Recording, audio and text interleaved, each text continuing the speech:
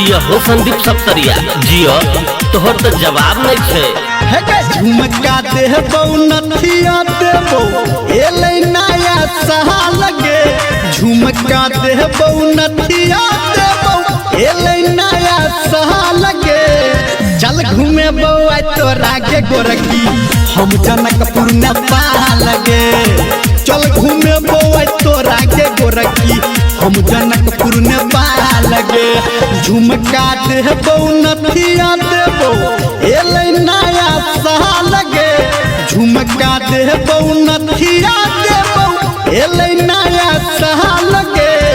चल घूमे बउआ तोरा के गोरकी हम जनकपुर न पा लगे। चल घूमे बउआ तोरा के गोरकी हम जनकपुर न पा लगे। आप सुन रहे हैं DJ Sanjeet Saptariya Gayatri recording studio.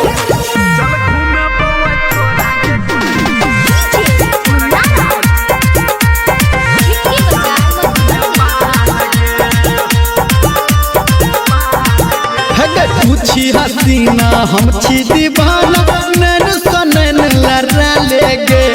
तू हमरा दिल में बैस के गोरकी चैन सचैन उड़ा लेगे। जिया हो संदीप सप्तरिया जिया तोहर तो जवाब नहीं छे। पूछी हसीना हम छी दीवाना नैन सनैन लड़ा लेगे। तू हमरा दिल में बैस के गोरकी चैन सचैन उड़ा लेगे।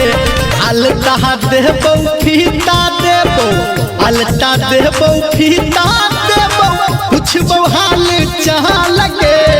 चल घूमे बउआ तोरा के गोरकी हम जनकपुर न पा लगे। चल घूमे बउआ तोरा के गोरकी हम जनकपुर न पा लगे।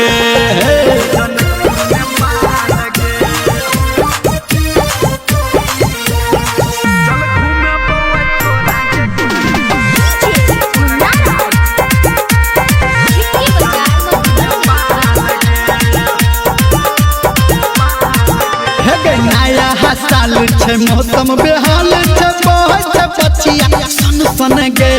तुझे हंसै छी तुझे बजै छी भजैया मन हमर टन टन गे।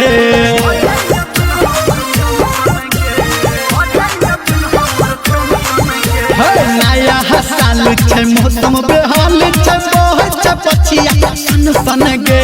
तुझे हंसै छी तुझे बजै छी भजैया मन हमर टन टन गे। कहो धर्मेंद्र रानी कहो नीरमलिया रानी छुआ देना गहा लगे। चल घूमे बउआ तोरा के गोरकी हम जनकपुर न पा लगे।